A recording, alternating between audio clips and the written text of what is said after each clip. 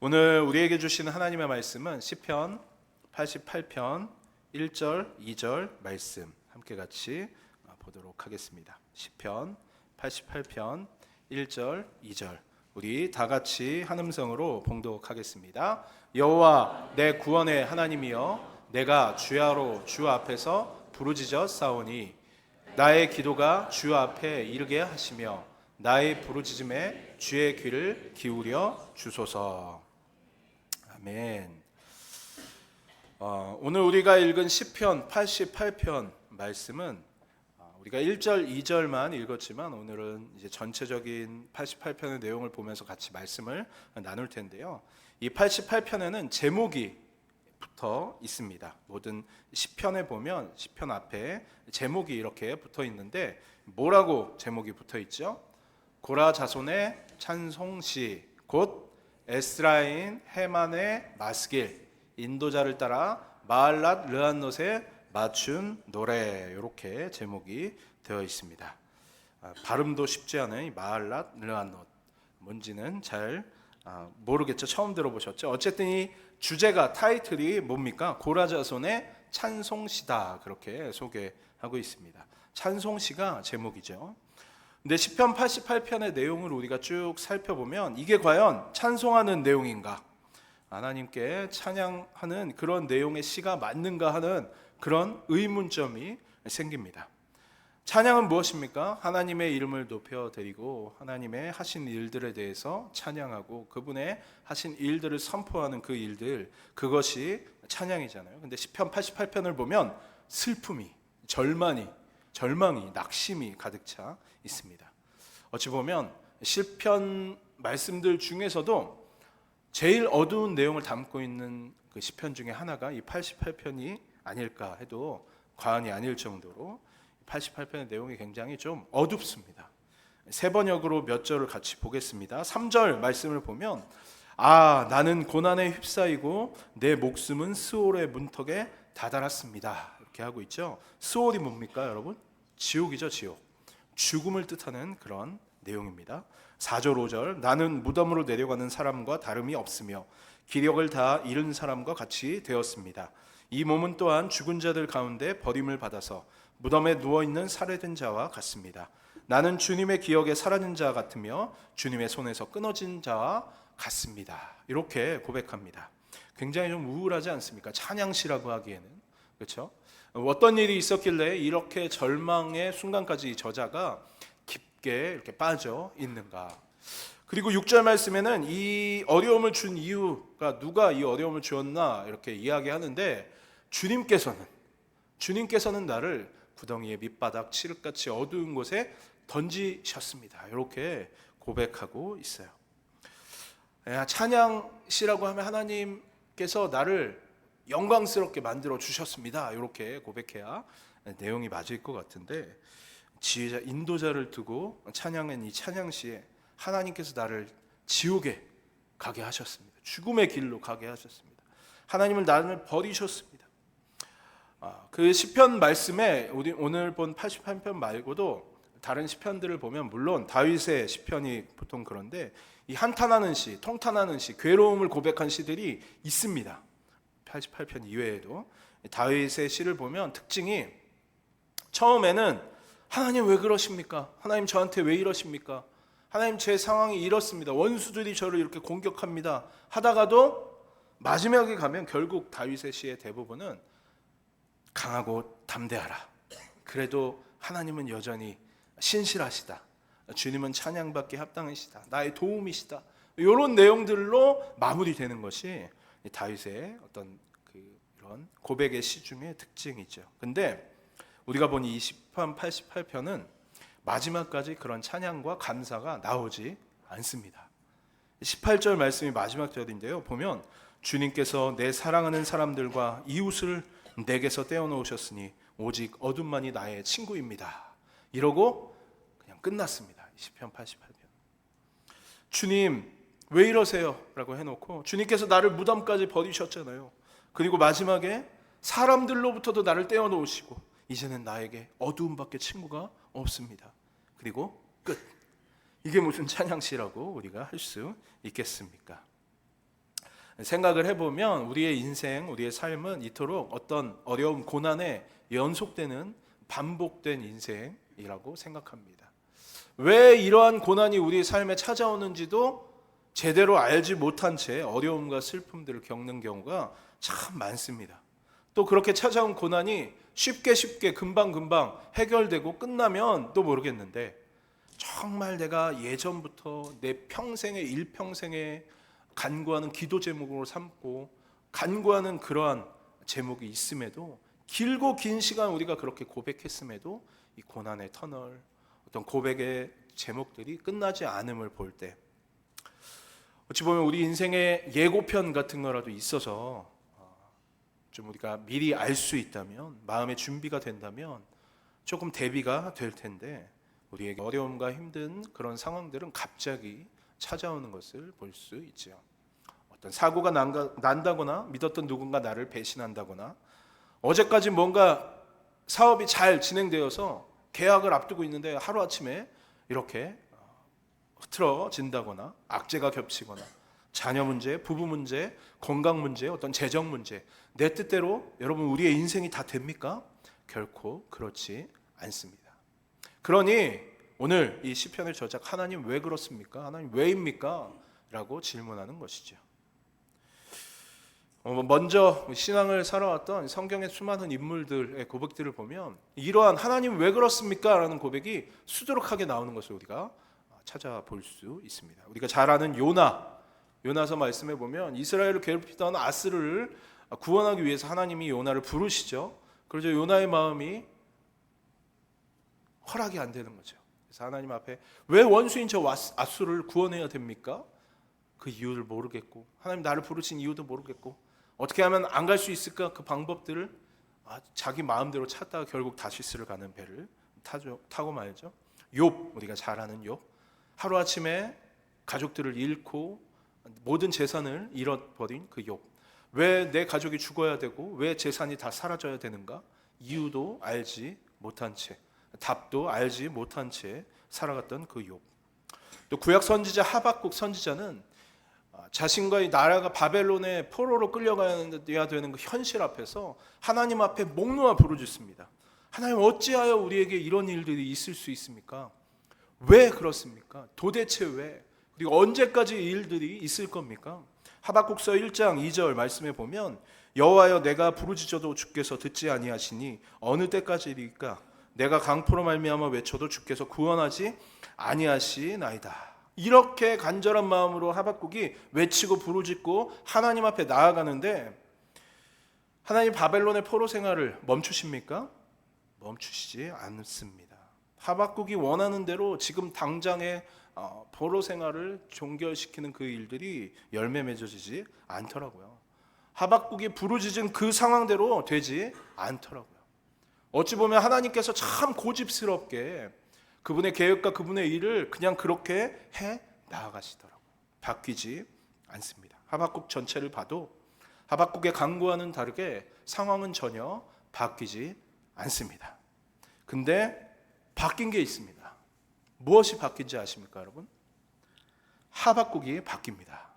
하박국서 3장 17절, 우리가 잘 아는 말씀이죠. 비록 무화과 나무가 무성하지 못하며 포도나무에 열매가 없으며 감람나무에 소출이 없으며 밭에 먹을 것도 없고 우리의 양도 없고 외양간에 소나가지가 없을지라도, 비록 지금은 아직 현실은 내 눈앞에 있는 실제는 없습니다. 없어요. 다 없습니다. 바꿔 말하면 이해할 수가 없어요. 하박국이 아직도 없는 이 현실에 대해서 왜 그러는지 이해해서 이거를 고백하는 것이 아닙니다. 아직 나의 현실은 없는 그 현실 그대로이죠. 그런데 18절 이어지는 말씀에 뭐라고 고백합니까? 나는 여호와로 말미암아 즐거워하며 나의 구원의 하나님으로 말미암아 기뻐하리로다. 근데 여기서 말하는 이 하박국이 고백한 이 구원이, 이 하박국은 언제 구원인지 잘 몰랐겠죠. 근데 우리는 알잖아요. 언제라고요, 여러분? 몇 년 있다가 그 바벨론 포로가 끝난 줄 아십니까? 70년입니다.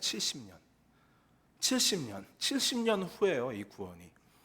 70년 후에 구원되고 포로 생활 마무리되는 게 지금 내 고백하는 내 삶의 현실과 무슨 상관이 있습니까, 여러분? 내가 간구하는데 70년 후에 구원하는 게 무슨 의미가 있어요? 안 그렇습니까? 하지만 여러분, 믿음은 이 70년 뒤에 발생하는 이 구원을 오늘 이 시간 나에게 적용시켜 가져오는 것이 바로 믿음입니다, 여러분. 하박국은 그 믿음을 깨달았던 것이죠. 70년 뒤에 있었던 구원. 모르고 죽었어요, 하박국은. 그럼에도 불구하고 이유는 몰랐고 언제인지도 몰랐지만 하박국이 그렇게 고백할 수 있었던 것은 그 70년 뒤에 있는 구원을 지금 나의 구원으로 받아들일 수 있었던 그 믿음이 있었던 것이죠. 하박국이 바뀐 것입니다. 히브리서 11장 1절, 믿음은 바라는 것들의 실상이요 보이지 않는 것들의 증거니. 우리 모두는 지금을 해결해 주시기 원하지만 하박국이 믿음의 눈을 떠서 본 것이 무엇입니까? 하나님은 반드시 구원하신다라는 그것입니다. 언제인지는 몰랐어요. 그도 그 확신이 그 안에 있게 된 것이죠. 70년 후의 구원을 지금 나의 믿음으로 끌어올 수 있는가? 오늘 주님께서 여러분에게 묻고 계십니다. 우리는 여전히 이유를 모릅니다, 여러분. 알려고 해도 몰라요. 원인을 모릅니다. 내가 벌어진 상황과 내 인생과 내 삶에 대해서 말이죠. 우리에게는 답이 없습니다. 나에게는 답이 없어요. 하지만 하나님은 우리를 통치하고 계십니다. 그리고 그 하나님께 답이 있습니다. 오늘 설교의 제목이 하나님 왜입니까? 라는 제목입니다. 이 오늘 시편 88편에 쓴 헤만이라는 사람은 무슨 일인지 이유도 모르고 답도 모르는 죽음이 나의 친구가 되어져 있는 그런 상황 가운데에서 그가 이해할 수 없는 그 상황, 이해할 수 없는 상황에 고백하는 내용들 중에 할 수 있는 한 가지를 행하는데 오늘 말씀 9절, 시편 88편 9절 말씀을 보면 이렇게 고백합니다. 함께 같이 읽어보겠습니다. 곤란으로 말미암아 내 눈이 새하였나이다. 여호와여, 내가 매일 주를 부르며 주를 향하여 나의 손을 들었나이다. 할 수 있는 게 아무것도 없어요. 원인도 알지 못합니다. 그런데 이 저자가, 시편의 저자가 뭐 하고 있습니까? 주를 부르며 주를 향하여 손을 들며. 이 말씀이 무엇이죠? 어떤 뜻이죠? 하나님께 나아갔다라는 뜻입니다. 구체적인 기도의 내용이 나오지 않습니다. 왜냐? 모르니까. 뭘 기도해야 될지 모르니까요. 원인을 모르니까요. 무슨 일인지를 내가 알아야 그렇게 제목 삼고 기도하죠. 그런데 이 상황 내가 알 수 있지 않는 그런 상황입니다. 그래서 이 헤만이라는 사람은 내가 매일 주를 부르며 그냥 주님 앞에 나아가서 부르는 겁니다. 주여. 그냥 주여. 왜입니까? 왜? 모르지만 왜입니까? 하나님 앞에 나와서 부르는 겁니다. 내용이 없어도 내가 기도할 수 있는 어떤 내용들에 대해서 알지 못할지라도 우리가 할 수 있는 한 가지가 무엇입니까? 주를 부르며 하나님 앞에 나오는 것인 줄로 믿습니다. 이어지는 13절에 또 그가 고백합니다. 여호와여, 오직 내가 주께 부르짖었사오니 아침에 나의 기도가 주의 앞에 이르리이다. 내 상황에 대해서 기도할 수는 없지만 내가 부르짖는 그 주님 앞에 내가 나아갈 때 나의 마음이 주님 앞에 이를 것이다 라는 그의 고백인 것이죠. 이해할 수 없는 상황 가운데에서도, 답이 보이지 않는 상황 가운데에서도 주님 앞에 나아가서 질문했다는 겁니다. 도대체 왜 그렇습니까? 왜입니까? 우리는 내가 가진 현실의 상황 가운데에서 그 왜라는 질문을 나 스스로에게, 나의 경험과 내 인생에 비추어 볼 때가 참 많이 있습니다. 하지만 여러분 기억하십시오. 우리는 깨달을 수 없는 이유들이 참 많아요, 우리 인생에. 그럴 때마다 해답이 하나님 앞에 있는 것입니다. 어떻게 기도할지 모를지라도, 내가 무엇을 구체적으로 하나님 앞에 내어놓은지 잘 알지 못할지라도 매일매일 주님 앞에 나와서 하나님 이름 부르며 그분에게 주님 왜 그렇습니까? 라고 물어볼 때에 물론 그렇게 한다고 100% 다 우리 삶에 당장 응답이 오지 않습니다. 하지만 아까 무엇이 변화였다고요? 하박국이 변화되었다는 것을 우리가 기억하며 우리 또 성경의 인물 중에 욥기 이야기를 잠깐 하도록 하겠습니다. 욥기 말씀 여러분 잘 아시죠? 욥이 당한 고난이 욥기 말씀에 내용이죠. 사실 근데 욥기에 욥이 당한 고난의 내용은 처음에 조금 등장하고 뒤에 대부분의 내용이 욥기 말씀에 가장 그 비중 많은 부분이 뭔지 아십니까? 38장 전까지 37장까지 욥이 친구들과 함께 같이 토론하는 내용이 나옵니다.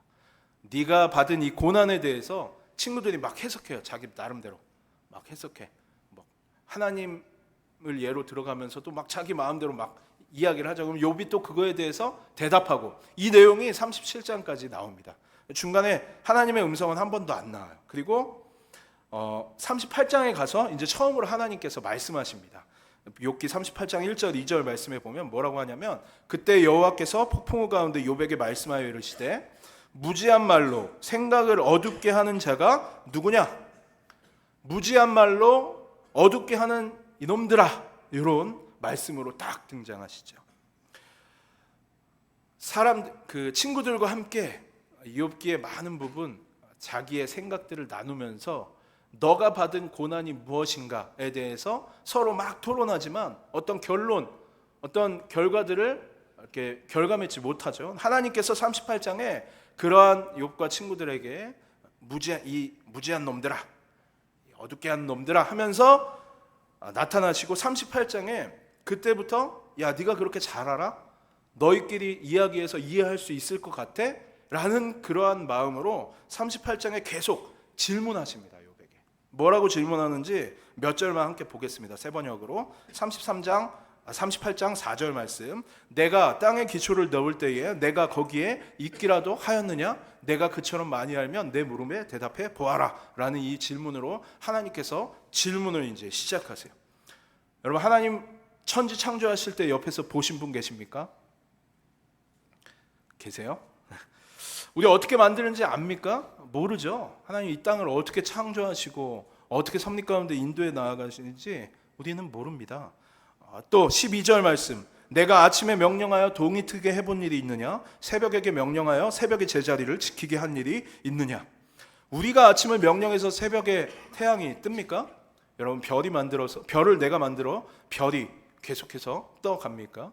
지구를 자전하게 하는 것, 태양계가 유지가 되게 하는 우주 만물이 이렇게 섭리 가운데 인도해 되어져 가는 것이 하나님께서 물어보시는 거죠. 네가 그러한 질서를 아느냐라고 욥에게 물어보십니다.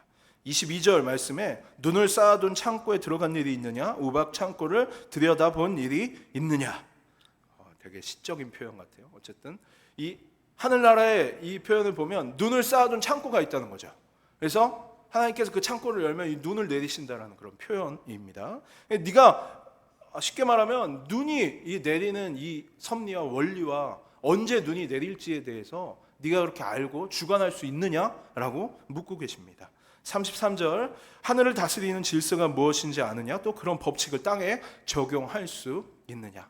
네가 하나님께서 이 우주 만물을 지어 또한 이 인도에 나아가시는 그 모든 과정과 섭리를 인간의 생각과 방법과 언어들로 이해할 수 있느냐라고 하나님께서 되묻고 계신 겁니다.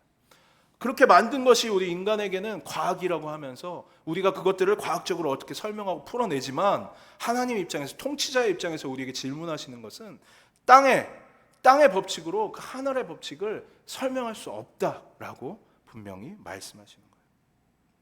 만약에 하나님께서 이런 질문들, 어떤 하늘의 원리들을 가지고 우리에게 질문하시면서 너 정답 맞춰야 돼 라고 하면서 정답 틀리면 구원 없어 라고 하시면 구원 받을 수 있겠습니까? 우리?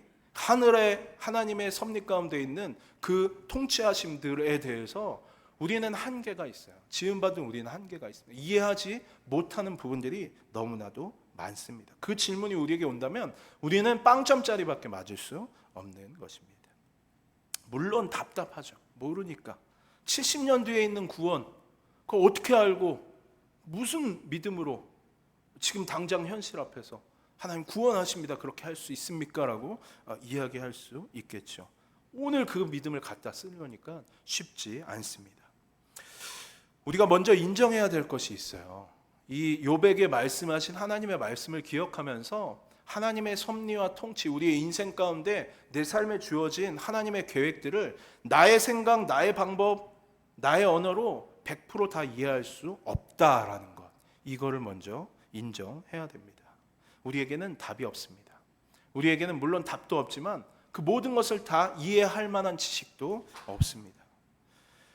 하지만 우리가 기억해야 될 것은 하나님은 이전부터 여전히 우리의 인생을 통치하고 계시고 또 그분 안에 답이 있다. 그것을 믿는 믿음이죠. 그러니 우리가 무엇 해야 됩니까? 그 주님 앞에 나아가서 그냥 내 처한 현실에 대해서 해석하고 이해하는 데 내 시간을 쓰는 것이 아니라 그 시간에 답이 있으신 하나님 앞에 나와서 원인은 모를지언정 어떻게 기도해야 될지도 내가 잘 알지 못할지라도 하나님 앞에 부르짖고 그분의 보호하심을 요청하는 것, 그것이 우리가 할 수 있는 것입니다. 우리는 우리의 신앙을 너무 어떤 적극적인 신앙들로 많이 익숙해져 있어요.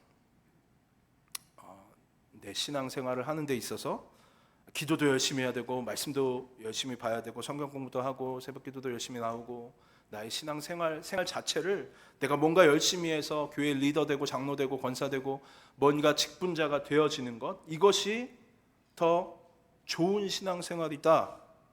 맞습니다, 여러분. 제가 틀리다고 이야기하는 것이 아니라 좋은 신앙생활이죠. 하지만 그것에만, 그 적극적인 어떤 나의 신앙생활에만 너무 우리가 익숙해져 있어요. 한 목사님의 설교에서 제가 들었는데 그런 적극적인 신앙 말고 우리에게 꼭 필요한 것이, 이 적극적인 신앙생활만큼 필요한 것이 수동적인 신앙생활이다라고 이렇게 말씀하시는데요. 제가 맞다. 저 수동적이라는 저 표현이 너무 마음에 와닿더라고요.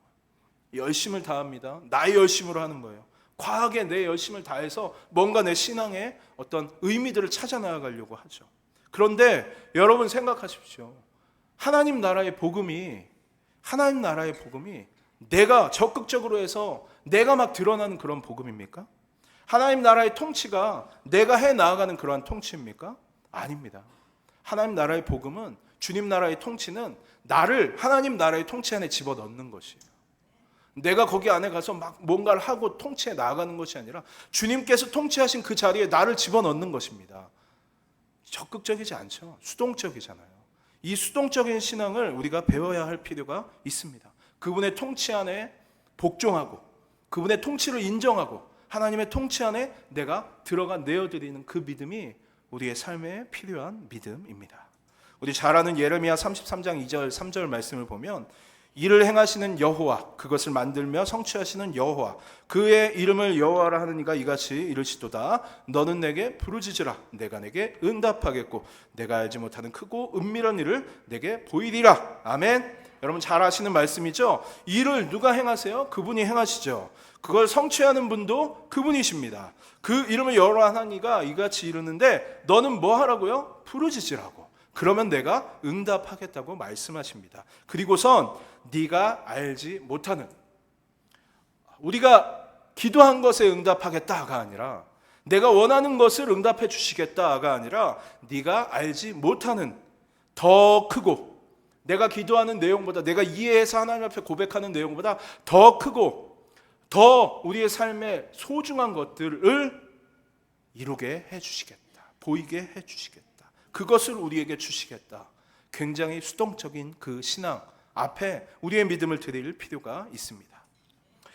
그렇게 생각해 보면 정말 중요한 하나님의 보호하심은요, 여러분, 우리가 기도하고 고백하는 요청의 수준의 보호하심이 아닙니다, 결코. 한번 생각해 보십시오. 여러분들 무엇을 위해 제일 많이 기도하세요? 자녀들을 위해서 많이 기도하시죠? 안 하시나 보네요. 자녀들을 위해서 우리가 많이 기도하고, 가정을 위해서, 아니면 내 현실에 대해서, 뭐 사업을 위해서 이렇게 기도하시죠. 어쨌든 우리가 자녀들을 위해서 기도할 때 우리가 이렇게 하나님 우리 자녀들 인도해 주세요라고 기도하는데 하나님이 딱 그만큼, 우리가 기도한 만큼 하나님께서 인도하신다라고 한번 생각해 봅시다. 그리고 또 내 개인의 기도 제목도 내가 이해하고 고백한 만큼 하나님께서 딱 인도하시는 거죠. 어떻게 될까요, 우리의 삶이? 좋을 것 같아요. 와, 하나님 오늘 로또 1등 당첨되게 해주시고 그러면 좋을 것 같아요? 좋지 않습니다, 여러분. 결코. 굉장히 위험한 삶이 될 겁니다. 오히려 우리 삶이 오히려 더 위험한 길로 빠질 수 있는 삶입니다. 기억하십시오, 여러분들. 하나님의 진정한 보호, 하나님의 진정한 우리를 향하신 신실하심은 우리가 깨닫지도 못하는 것들, 우리가 보지 못하는 것들, 그것들로부터 우리를 지키시는 보호하심, 통치하심, 섭리인 것입니다. 그것들은 감춰져 있어요. 숨겨져 있습니다. 우리의 어떤 생각, 우리의 눈으로 보이지 않습니다. 결코 우리가 알지 못하는 상황과 환경으로부터 보호하시는 보호하심이고, 내가 그냥 깨닫고 눈으로 보이는 것만 하는 요청을 넘어선 하나님의 온전하신 통치가 우리 안에 있는 것, 그것을 깨닫고 그것을 믿는 것, 그것이 신앙인 것이죠. 사실 하나님께서 이미 수많은 보호하심으로 우리를 보호하고 있다는 것, 믿음의 눈을 떠서 오늘 이 시간 여러분 삶 가운데 우리의 신앙의 고백이 되기를 주님의 이름으로 축원합니다.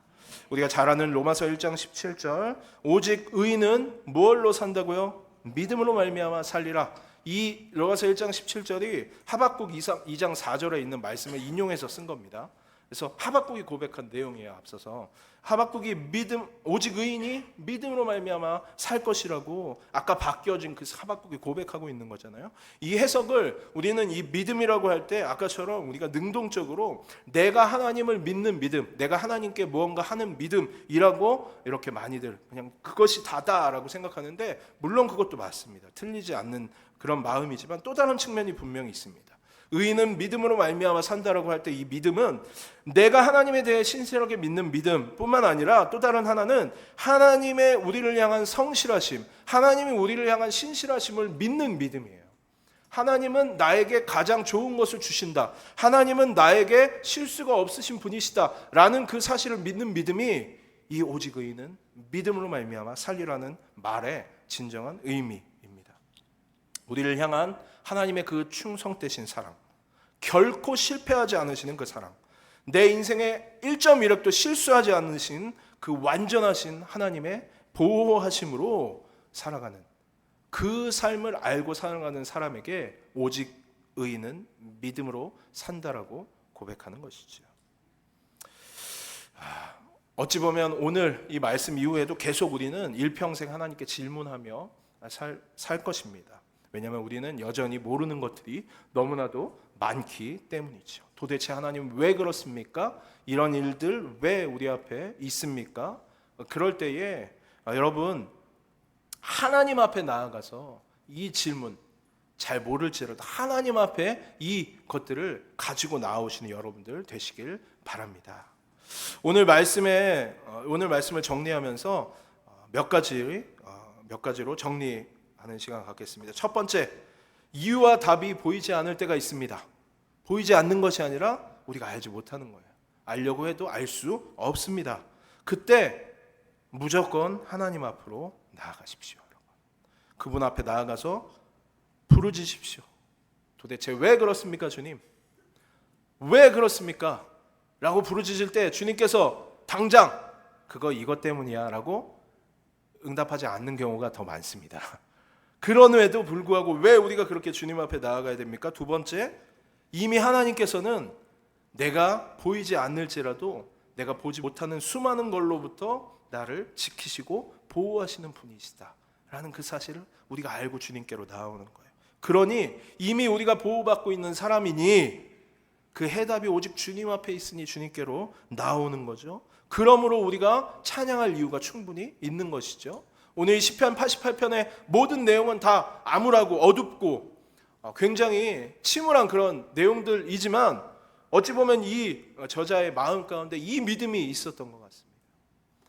내 상황은 죽음 앞에 있고 나는 하나님께서 마치 나를 그 죽음의 길로 내 주변의 모든 사람들 떠나도록 나를 외톨이도록 만들어 놓으신 그런 그 하나님께서 나를 그렇게 두셨지만, 그럼에도 불구하고 이전에 나의 삶을 그 누구보다 내가 보지 못하는 깨닫지 못하는 걸로부터 보호하신 그 주님께서 여전히 나를 보호하시고 앞으로도 보호하실 것이다라는 그 믿음이 있으니 이 시편 88편이 내용은 그렇지 않지만 찬양 시가 될 수 있는 것입니다.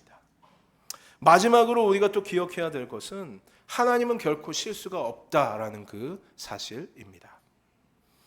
하나님 우리 인생에 결코 실수하지 않으십니다. 여러분, 주님 앞에 나아가 우리가 보호받고 있음을 믿을 때 그 앞에 더불어서 하나님이 실수하지 않으신다라는 그 사실을 반드시 기억하십시오. 우리는 모두 실패를 날마다 경험해 보는 사람 인생들입니다. 그래서 무언가를 생각한 때 잘 안 될 것들에 대해서 최악의 경우만을 생각하면서 살아가죠. 하지만 하나님께는 실패가 최악이 없습니다. 최선의 것만 있는 것이죠.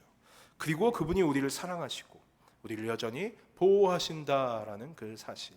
여전히 내 상황과 환경은 어려울지 모르지만 언젠가 하나님의 통치하심 가운데에서, 하나님 섭리하심 가운데에서 내가 고백한 이 내용들이 주님의 나라 안에서 반드시 이루어질 것이다. 그리고 혹시 바로 내 삶에 이루어지지 않더라도 이 모든 열매들이 주님 나라 안에서 나를 보호하신 하나님의 능력이 된다라는 그 믿음이 흔들리지 않는 믿음으로 여러분의 마음 가운데 자리 잡을 때에 그 모든 실패에 대한 두려움으로부터 하나님 우리를 해방시켜 주실 것입니다. 마지막으로 제가 굉장히 좋아하는 말씀 중에 하나인데 요한복음 15장 16절 전반전 말씀, 우리 지난 말씀만 함께 같이 읽어보겠습니다. 너희가 나를 택한 것이 아니요 내가 너희를 택하여 세웠나니. 아멘. 택한 분이 책임지십니다. 여러분, 우리가 하나님을 택했습니까? 아니요, 하나님이 우리를 택하신 겁니다. 여러분 내가 하나님을 믿는 겁니까? 그렇지 않습니다. 우리가 이걸 잘못 생각하고 있다 보니까 자꾸 하나님 나라 안에서 내가 뭔가 하나님 택했으니까 내가 뭔가 하려고 이렇게 하는 모습들이 많습니다. 우리는 택함 받은 자들입니다. 택하신 분께서 책임지실 거예요. 하나님께 맡기십시오. 우리 삶의 전체를 붙잡고 계시며 우리 인도하고 계시고 1.1획도 실수하지 않으시는 그 주님을 바라보십시오. 그럴 때 하나님의 위로하심이, 우리 믿음의 강한 굳건한 하나님의 응답이 우리 삶 가운데 있게 되길 주님의 이름으로 축원합니다. 우리 마지막으로 옆에 있는 분들 바라보시면서 그렇게 함께 축복하는 시간 가졌으면 좋겠습니다. 옆에 혹시 가족들 같이 계실 수도 있고 또 아니면 우리 집사님, 권사님들 보시면서 이렇게 함께 고백해 줍시다. 하나님은 당신의 인생을 실패하지 않으십니다. 아멘. 자, 이젠 자기 자신에게 하나님은 땡땡땡, 자기 이름을 넣고 하나님은 땡땡땡의 인생을 실패하지 않으십니다. 고백합시다. 하나님은 임은성의 인생을 실패하지 않으십니다. 아멘.